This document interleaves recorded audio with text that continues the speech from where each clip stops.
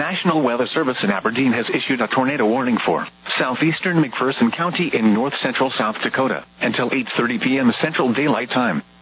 At 7:56 p.m. Central Daylight Time, a severe thunderstorm capable of producing a tornado was located near Lela, moving southeast at 20 miles per hour.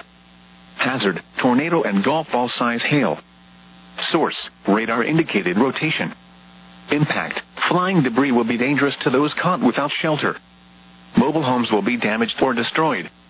Damage to roofs, windows, and vehicles will occur. Tree damage is likely. This tornadic thunderstorm will remain over mainly rural areas of southeastern McPherson County. Take cover now. Move to a basement or an interior room on the lowest floor of a sturdy building. Avoid windows.